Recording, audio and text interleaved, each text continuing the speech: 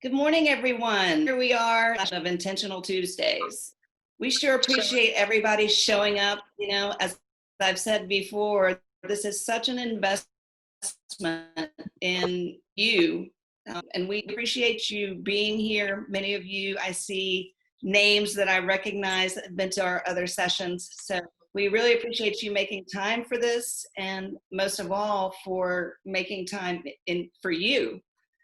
We also appreciate all the feedback and the great ideas that you've given us during the course of this series. And so we do heavily rely on having you give us the input on what topics and what types of speakers would be interested to you. So, and you know what, to all of you who have given us some financial support, we also deeply appreciate your contributions, because it's along with your help and the help from all of our amazing corporate sponsors that we have been able to keep this series going and keep it free. And we are just so grateful to everyone for that. We do have a new Wellness Wednesday series coming up, and so we'll start that next Wednesday. We'll be kicking that off with Kathy Boswell. And I think that, just with everything that's happening in the world right now, everything that's happening in the workplace, and all of the social unrest and the quest for equity for people of color and for women in our communities across the country, I think we could just all use a little time to do some healing right now. So I'm really excited about the Wellness Wednesday series. And doing our session this morning is actually going to also be doing one of our sessions on Wellness Wednesday. So we'll get to hear from Rachel twice. So for those of you who are joining us for the first time, welcome. Allie's going to share with you in the chat box a link where you can go to our audio files and video files also from some of our prior sessions of Intentional Tuesdays. So if you missed those, you can go back and watch those by following that link. So let's just talk for a second about today's session with Rachel. And I'm going to start by asking a question. And if you've been here before, we're going to ask you to pull up your chat box and type into the chat box your answer to the following question. So, do you ever experience difficulty in making decisions about what to prioritize and where to set healthy boundaries? So if you have difficulty doing that, just pop it in that chat box. If you've got it all handled, please share with us how do you do it? Rachel Fry is a licensed psychologist, and she is going to help us this morning to identify ways in which we can establish what our core values are. And by doing so, we grow as leaders, because identifying what those core values are really helps to prioritize our time, to make more productive and quicker decisions, and also to establish boundaries that help us to align our personal lives with our professional lives in ways that don't run over those or interrupt those core values. So she is also going to help us recognize not only how to identify those core values, but also recognize the signs when something is awry in our life. So when things cross over against those core values, what we usually end up with are some signs of misalignment, and it can look like burnout or anxiety or depression. And those types of things are just big red flags that something is not right work as it compares to your core values. So during the talk, please do use the chat box to pop questions in there. You can either post them to everyone in the group, or you can post them directly to Allie Hayes. So either one of those is fine. We want to gather your questions as they are on your mind during the session. And then at the end, Rachel's going to leave some time for us to be able to answer those questions. All right, so Rachel, thank you so much for making time to be here and for doing this session one more time after the conference. We are so grateful that you were able to take time out of your practice to do this. I know that advancing women in leadership is something that is very important to you and something that you do on a frequent basis. So we thank you. Absolutely.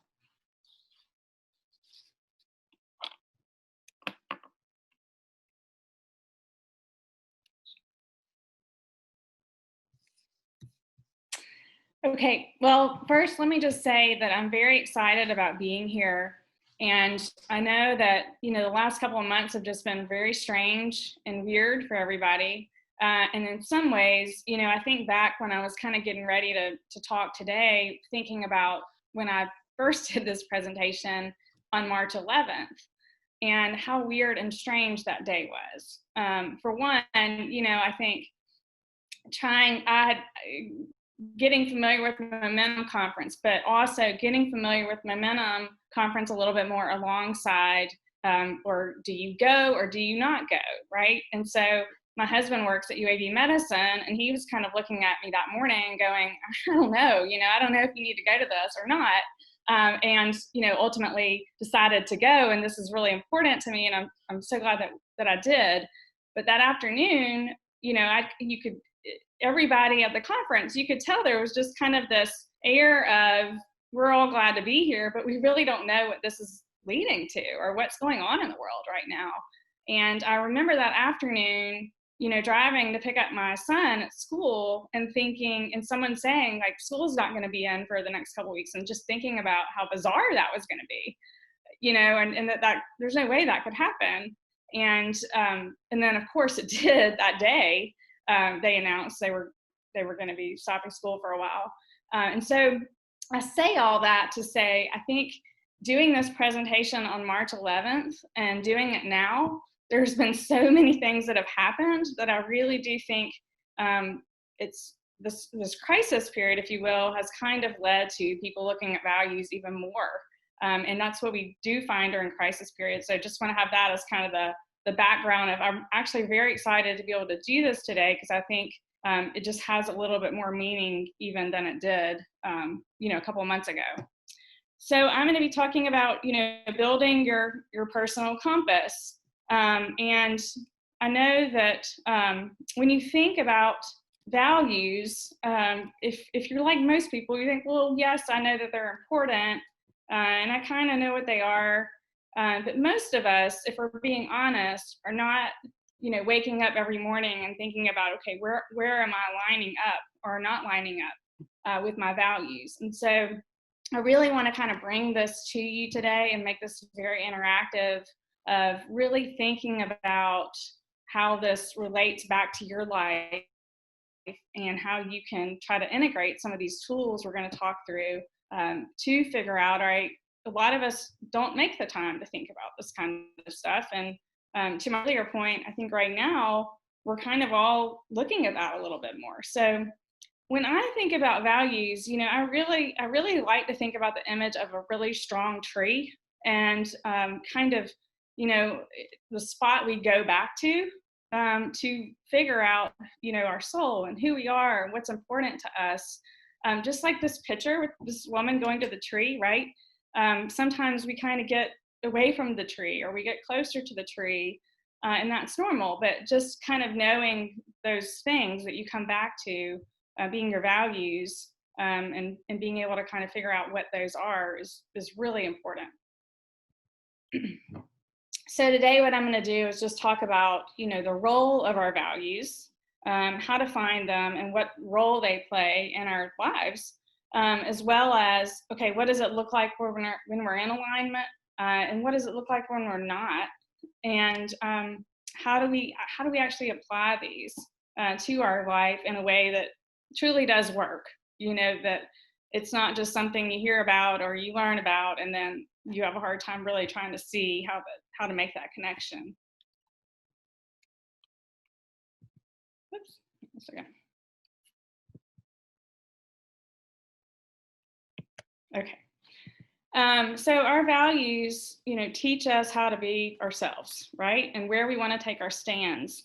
And it affects everything. They affect everything we do. So what's important to us, what upsets us, what goes into our decision making, and all of these things, that we do every single day, multiple times, thousands of times a day, link back to our values in some form or fashion. And I think right now, certainly with everything going on in the world, you could pick a couple things, but there's a lot of different things going on that are making us really, I call it a magnifying glass, kind of putting things up to the magnifying glass to help us kind of figure out, all right, well, this is kind of front and center right now, and I need to figure out where I stand with this.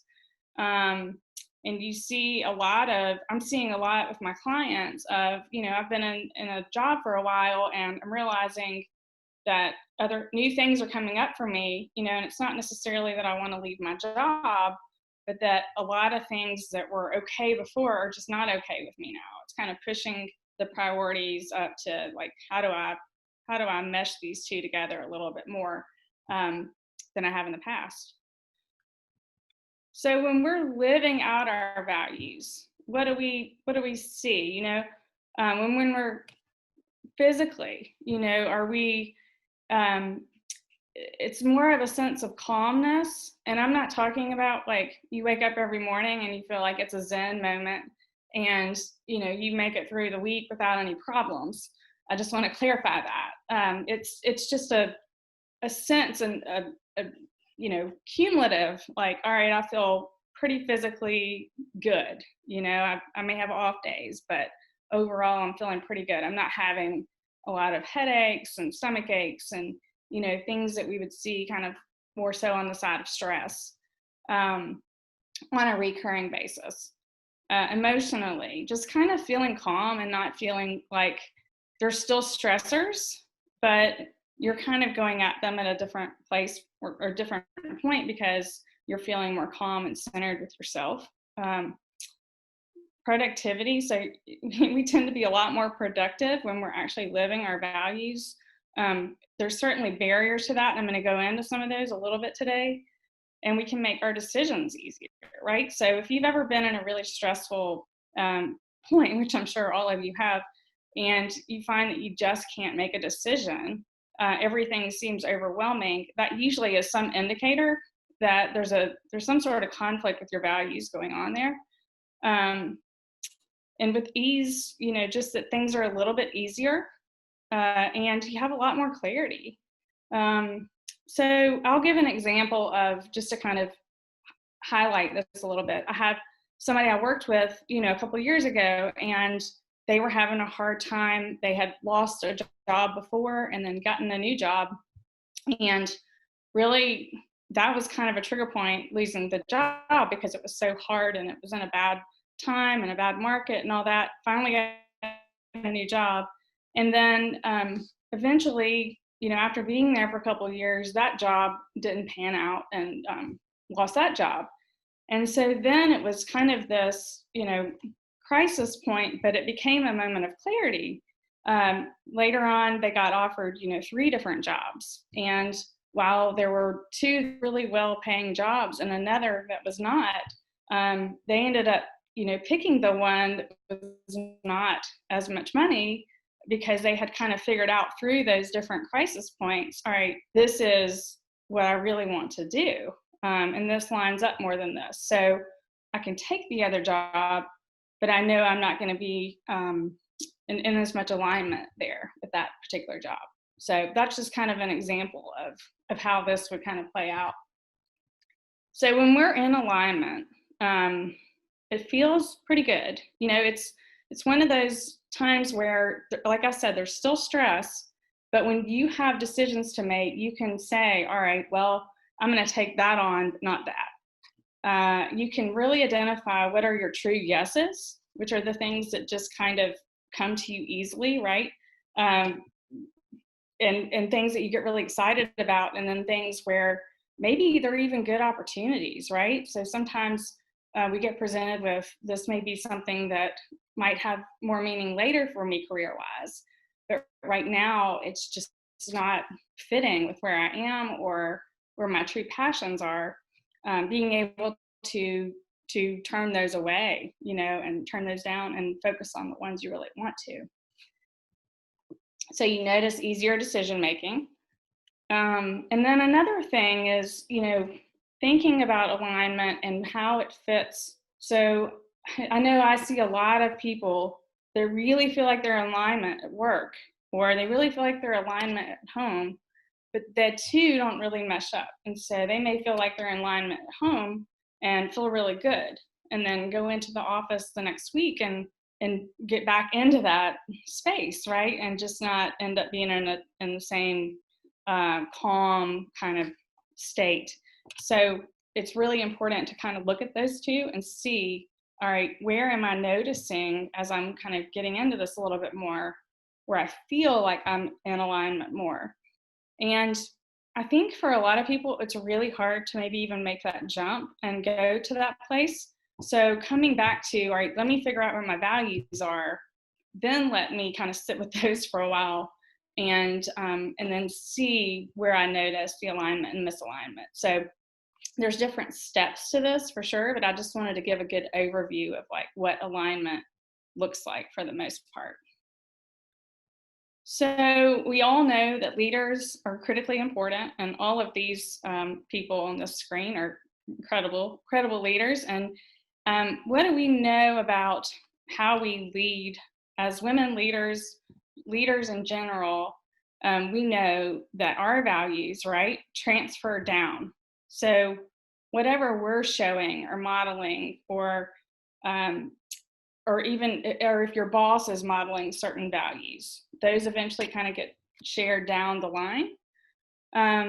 So as leaders, we really do need to know, all right, where do we stand on things, so that we can kind of bring that in and in a healthy way to people that work with us and that we spend time with us.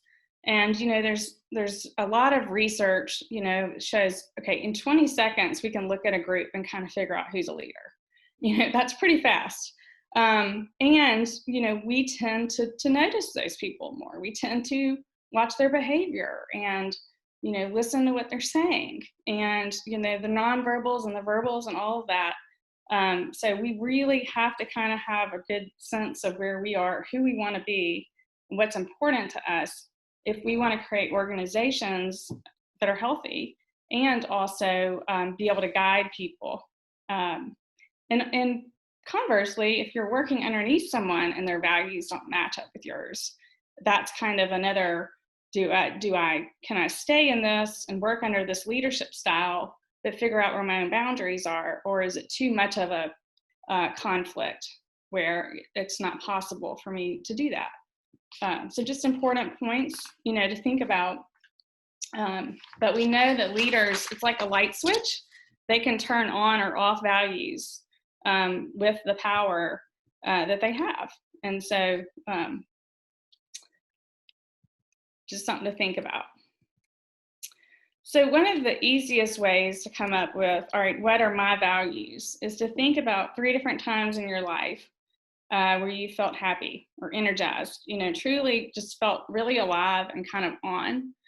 And I will say, for most of us, as we kind of get into our careers and we're working and we're just kind of, in our automatic modes, it can be really hard sometimes to think back to these, depending where you are in terms of feeling aligned, or depending where you are in your career. And so I think just this is a really good exercise. And I will add that sometimes it may take a while to be able to pull these up, and it can be helpful to just kind of write sometimes and just spend a couple of minutes writing each day, like 5 minutes each day, just to try to get some of this stuff back up to the surface, depending where you are on that spectrum. So, thinking about these and where you were, who you were with, what made this such a fulfilling thing for you, these are really good ways to just pull up information and just have as kind of a running list, keep these things going and see what comes up, because it may be that you're trying to think of this and one day and then it's hard to come up with anything, and then 3 days later you remember something when you're driving in the car. So and then if you have trouble, and even if you don't, these can be some additional questions that can kind of help bring up some memories and some thoughts. Things that made you proud, when people have complimented you, a big work project that you really worked really hard on, at the end of it, you just felt really good about it. I think a lot of times going back to our childhood and thinking about things we really enjoyed doing is very helpful. And most of us, like I said, we get into that automatic mode and we forget those components of ourselves and what used to bring us joy. And I know I've certainly been in those spots before. And, when you go back and think about yourself as a child, that kind of just changes opens things up a little bit more. So famous people that intrigue you, that you respect, and really kind of noticing what about them is it that's really pulling you in, and is that something that's also one of your values. So misalignment, I say, is more than just having a bad day, right? So it's something just doesn't seem right, and it's, I think a lot of times we tend to look externally to kind of see where we measure up for ourselves, right? And this is just the culture we live in. And so I'll give you an example. When I graduated from graduate school, everybody was telling me that if you were ever going to go into research or academics, like you had to go into it straight after graduating. You couldn't go back and do it, 5 years out, because you had to start getting your research articles published and, get your studies going, and then think about the R01 grants you wanted to apply for, and all of these steps. And I remember thinking, when I graduated, I really didn't know. I mean, I knew that I loved what I was learning in graduate school, but I really did not know what I wanted to do. And I ultimately decided to do a postdoc for a couple years at UAB, because I thought, well, I don't know what I want to do, but I'm going to go and just try this, because people say I can't go back and do this later, so I better do it now. So went, did it, and what I found was I hated it. I hated research. I loved the people I worked with, though. And while I was kind of noticing, all right, I really don't like this research thing, because they go on for 10 years and then they go on for another 2 years. And it's a lot of writing, and it's a lot of being isolated and away from people. And it's a lot of late nights writing. My mentors were so awesome and really wanted me to stay on. And I can remember them, looking at me and saying, this is such an incredible opportunity. Why would you not want to do this? And kind of feeling that tug of, what am I supposed to do, right? So that's kind of an example of how we get pulled in, and we can forget what we're aiming for, even if it's the unknown, right? So sometimes it's just, I'm going to go into the unknown and I don't really know what this is going to look like. So when we're in misalignment, it's very difficult to keep this up and stay sane, right? So we can keep the train going, but it's not headed to good places, right? So kind of what April was saying, that you get to burn out, or you notice you're having some anxiety and it just seems to get worse and not better. That's kind of a sign that something is going on that needs some attention, and trying to get in there and figure out what that is really important. And another thing that keeps us in kind of this state of misalignment is our supposed tos, right? So what we're supposed to be doing, as opposed to what we actually want to be doing. And this, again, sometimes this is something that's easy for us to do on our own. Sometimes we need to work with somebody and kind of get under those layers a little bit more to be able to see them, because they become so automatic that we most of the time don't realize we're even doing them unless you're trained or you've worked with someone, professionally. A lot of the time it's really hard to slow this down. I see a lot of people that I feel like have never been able to slow down and recognize that. And so it's very empowering to notice when it's happening. So just like we look at happy, fulfilling times to kind of help us figure out our values, we also need to look at the really hard times to figure out, all right, was there something that I was neglecting? Was there a value that I was not paying attention to at those times? So again, what was I doing? What choices did I make? And who was there? What was happening? What value was I neglecting? And this is an exercise, and I know that I'm happy to send some worksheets to that have these exercises on there, and I know April has them as well from the conference, if that's helpful. So we have to be able to get to know our shoulds to be able to move forward and figure out what our values are, right? And sometimes this is very humbling, and it can be difficult. But the ultimate goal is to get over here to this other place where we have clarity, like I was saying at the beginning, and get to alignment. And so this is a part of the process.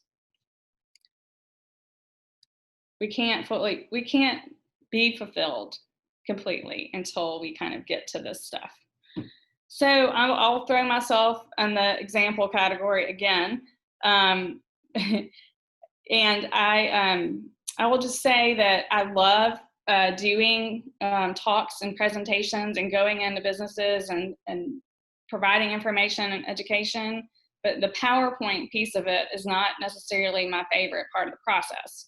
So if I start getting in and working on making PowerPoints, I find myself kind of automatically going to this place of, I should be doing this faster. I should be able to get this done.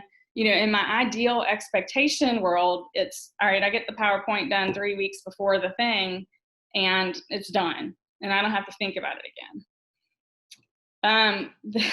This doesn't happen. So this is not part of my process. And so my shoulds are flawed, right? And so as I was getting ready, I'll just use this conference for an example. As I was getting this ready way back in February, I found myself getting into that space again. And so I had to kind of get underneath there and say, okay, what is going on? Why is this so important? And what I really realized was, this is the first time that I've presented at this particular conference. I've done a million of these before, but I didn't know the exact layout and all of those things. And that was partly playing a role as well. So that was important for me to realize. But my must was, this is important to me. This drives me. This gets me to wake up every day, right? Like, I love doing these kinds of things. I love giving people information that is hopefully helpful and helping people kind of push forward and move along. So being able to kind of work through your internal thought processes is really important. And I'm simplifying it for the sake of our conversation today, but this is obviously can get much more in depth. So here's my initial shoulds, right? And then I said, no, this is my process, right? It's not necessarily, I can't do what I want to do and get it done in 3 hours, right? I like to think about it. I like to pull some interesting things in. I like to get some stories in there. And my creative process is just not like this little, like, it doesn't fit into a box, like the box I think it should. So I need to trust my creative process, right? And also going back to, stuff that I've done before, done a million of these things, right? And really, knock on wood, I have done okay. Like, it's been great. So just trusting yourself, and kind of trying to push back on that is really important. Um, and coming up with a new kind of reframe thing, right? So I value my efforts. I'm committed to continuing to improve. Like, the shoulds drive they're the black or white, but it's okay to move into the gray a little bit too, right? So, right, maybe I can't get this done in 3 hours, but maybe I do actually want to work towards, getting it done a week out, instead of, 2 or 3 days before. Maybe that's a good thing to work towards. And that's kind of goes back to that growth mindset. And so if you look at this, I've moved from like this, I should do this. So kind of from a stress/shame standpoint to, all right, no, no. We're moving forward with growth mindset. And everybody goes through this, right? Everybody has their own shoulds. Everybody has to figure out a way to get through them and recognize them. And I'm just throwing myself under the bus, as an example, because I think it's important to share that. So my goals, right, ultimately are to educate, to be authentic and real, and to do a good job, right? And so it's keeping your eye on the goal and not letting yourself get caught up in the messy thoughts that can come up. So when we think about applying this to our daily lives, one of the first, it's figuring out what our values are, and that can be through trial and error, through some of the exercises that I've talked about or mentioned today. And it also, is learning how to reframe and recognize when we're in our pitfalls or things that are slowing us down or not making us as productive or clear as we want to be. Boundaries is another huge thing, and anybody that works with me, I love boundaries, and I get so excited because boundaries are so freeing, and most of us don't learn how to set those early on in our career, and we may not realize we need them until we get to different places. But knowing our values helps us figure out, all right, what's your limit? What are you willing to commit to, and what are you not? And especially with women, I think a big one is work and home, right? And kind of being able to navigate, all right, what do the boundaries look like? Because they're rarely clear. But if I kind of know my values, or then I can be able to pull and push a little bit more. And I think when you do know your values, it makes it easier to say, I'm not going to do that task, or whatever it might be, something you're not really passionate about. But this over here is like 100%. And trusting yourself and what you're feeling or what you're leaning towards in those moments, and figuring out, how do I figure out how to set this boundary? Is it something I can say no to? And in that case, then saying no and agreeing to this other thing. And if it's not something you can't say no to, which happens a lot, right? How can I notice stuff from this experience that'll help me figure out either how to say no or not to do these tasks in the future, or how to better manage them if I do still have to do them. So this is trial and error. As I've said, many times throughout this is not a perfect system, but it's more of like your compass, your guide, to get through and be able to get some more clarity in your life. And really critical to be able to figure out where and when you can put those boundaries in place. And these can be physical, cognitive boundaries, and actual behavior like decisions that you're going to make. But learning and figuring out, okay, what is your voice? What are you truly trying to accomplish that fits in with your values? And how can you stay true to you?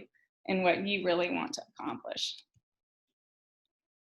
And I love this quote because I do think we every day, right? It says in every day, can't read it because my screen's on there, but every day we're going to be thrown things. This is important. This is important. This is important. And this and this. You need to do this. And each day is up to you to put it on your heart and say, no, this is what's important. And I truly do think I love this quote. And that is all I have for today for the discussion. Thank you so much for sharing all of that. That's really important, especially as we're rethinking our boundaries and the way that we do work and everything with COVID.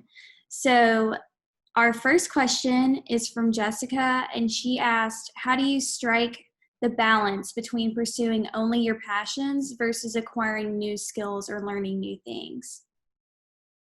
Okay. Well, I would say, I think a lot of this I would want a little bit more information for, but for the sake of today, I will say, I think following your passions is really important. And we can't always only do that, but depending on the situation, if that is what you're solely trying to do right now, figuring out what within your following your passions, what skills do you need? Where are you kind of noticing there's gaps of knowledge or, skills that you need to be able to put that in. So, for example, if a passion of yours is starting a new business or something like that, right? What do you not know about starting a business, or who do you know that might be able to help you with certain components of it? That's kind of what I would say. I think as we're following our passions, we realize more and more where we have the gaps and where we need the help. Okay. So I'm sure you've seen a shift in maybe the things that your clients have been talking about as we've started to work from home and the different stressors with maybe having kids not in school and things like that. Have you had to give different advice, or how are you helping people restructure the way that they think about these things? Mm-hmm. Well, I would say one of the biggest things I've seen is people having more of a desire to slow down and realizing how quick the world was passing by before all of this, and really trying to be intentional moving forward about keeping some of the skills and some of the things they feel like they've been able to do that's really rewarding to them during this time, like having a little bit more time at home, with family, and being able to just have energy, a little bit more energy to do some things that maybe they didn't have before. That's a huge thing. And one of the things I have, a lot of people I'm working with are really journaling a lot about, okay, what are we taking back to whenever work does get normal again, or what do you really want to get from this? Okay. How do you effectively communicate your values to others, both in the home and at work? Mm-hmm. Well, it's not as easy as saying, okay, here are my values and I need you to respect them, right? But I do think setting up boundaries as you're kind of figuring out what your values are and being able to maybe translate that over to other people with your boundaries, right? So it may not be sitting down and saying, here are my 5 major values, but trying to slowly implement boundaries over time that fit in with your values so that other people can kind of see where you stand with your values. That would be my biggest suggestion there. If you're a person who hasn't been very strict with their boundaries, both with themselves and other people, how do you start to implement those so that you have better personal health? Well, I guess my first thought is if you're having trouble doing that, then I think it would probably be helpful to work with somebody and figure out what's keeping you back from being able to put them in place. And I'll also add that it is really hard to set boundaries when you're not used to doing it. And the process is a lot of trial and error. I'll see a lot of people that will just get so frustrated with themselves because they haven't been able to, finally gotten, motivated to do it. And then they go to the situation, and this happens a lot, family, just think Thanksgiving, right? And they're trying to implement a boundary and they just can't do it, or they try to do it and they do it halfway. And I think then it's easy to get back in that spiral of, okay, I can't do this, or I failed at it. But it's trial and error, and halfway doing it and feeling like you failed at doing it is normal in the process. So I think I would just want to know what's keeping them back from it. Yeah. So do you think values are situational? Like, do they change from time to time? Ideally, no. I think that's part of what causes the tension, is you kind of know, in our gut, we kind of know, okay, these things are important to us, but we're bombarded with other people's values, and also lack of knowledge with how to implement our values, right, in different settings. It's normal to have some tension there, right? So you can't have your values maximized every single day necessarily, but there shouldn't be these gaps where you feel like sometimes I can do it, sometimes I can't. Careful to say that, because some work environments make that really difficult, but I think you've got to at least be aware of what yours are, and like I said, figure out how to take your stand and set your boundaries so you're still able to respect your own values. Mm-hmm. Do you have any tips for not carrying work stress home or home stress to work, especially as we're working from home during this time, as many of us are? I'm laughing because I'm doing this too. And my kids would probably say I haven't won any awards, lately. It's hard. This is hard. Let me just say that. And one of the things that makes it so hard is there's no breaks. So even if it was a 15-minute ride from your office to your house, there was a separation, right? And so what I'm noticing with myself and also with clients I work with is we're maybe working a little bit more at times. And there's not as many of those like, okay, I'm home now, or I'm working now. And so I would just, as much as you can, suggest having like a structured schedule and trying to stick to that, so that there are breaks where it's like, okay, I'm going to go in this room and work for 2 hours and then come back and be with family. Or if that's too hard, maybe you need a longer stretch and then like a normal work day. But nobody's perfecting this, and there's constant interruptions, right? And so I think as much as you can have a structure, the better, but just also to normalize this is difficult. We haven't really ever had to do this before. So just doing the best that you can. Mm-hmm. Well, I think that's all we have for questions. Thank you so much for answering all of those. Super helpful. And I think April is going to close us out and give some announcements. Yes, so thank you, Allie, also for all of your work getting this organized. And Rachel, that was super helpful. I shared with one of our participants in the chat box that when I mentor people, some of the first things that I will do is help them to complete like a personality profile or a workplace profile, like the DISC or Enneagram or something like that. And then also I posted in our chat, there's an online resource from thegoodproject.org, and it's a value sort, excuse me. So you can go online and it walks you through sort of the importance of establishing your values and really helps you to pick and choose. Because I think, one of the things that really helps to guide us is when we know what our personality profile is and what our triggers are, and then we know what those core values are, then everything else that we are working on developing becomes so much easier, don't you think? I totally agree. And I'm a disc trainer, and I think everybody at some point should have a disc. Yes. So if you're not familiar with the disc, we can post a link to that in the chat box as well in a few minutes, but it's DISC. And if you just Google disc profile, you will find it. So helpful in helping you understand mainly how you work. So not just like your personality in general, but it's very focused on kind of a work style. And I've used mine my entire career, and it's super helpful.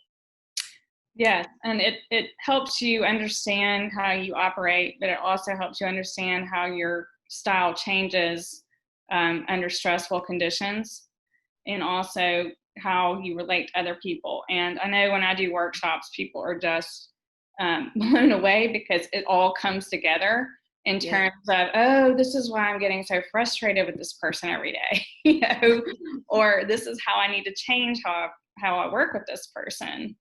It's very good clarifying. So Rachel, also, if you have any other resources that you want us to share with the group, you can just email those to Allie, and she can post those on the website along with the recording from today's session. So anything that you've got that would be helpful for our friends that are with us today to continue to work on this and to cultivate incorporating values into their decision making. Be glad to. Awesome. Okay, well, as much as I hate to bring this to a close, this is our last Intentional Tuesday session. So I hope that you have all found this to be valuable, no pun intended. You can also go and visit our website at momentumleaders.org. We've got some great resources on a new resources page, additional blog posts going up every week.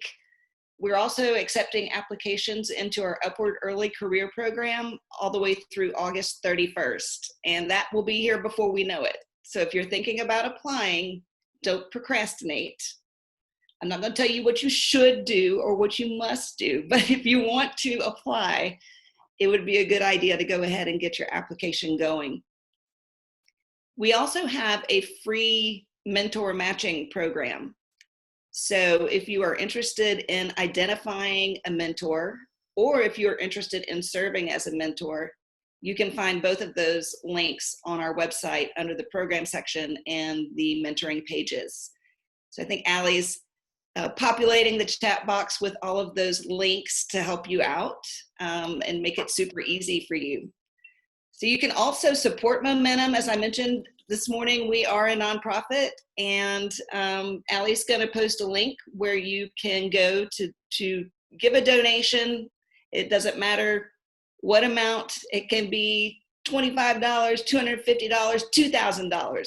But we deeply, deeply appreciate those who have already given, and you're really helping us to keep all of these things going for everyone else. So we're going to keep the chat box open for a few minutes after we conclude, and we certainly hope that you will be joining us for the Wellness Wednesday series. So if you haven't already done so, please register for those. That way you'll get all the announcements about when they're happening, who they're going to be, and what time, and all of those types of reminders. And Allie is scheduling speakers over the coming weeks. We've already identified some of the very first speakers. So if you go out to our events page, you will see what the first 4 or 5 speakers will be talking about. So I want you all to have a fabulous day. Please join me in the chat thanking Rachel for sharing her expertise with us this morning. And I look forward to seeing you all on Wednesday.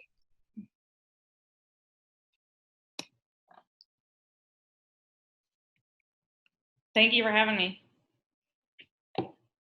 Have a great day, Rachel. You too.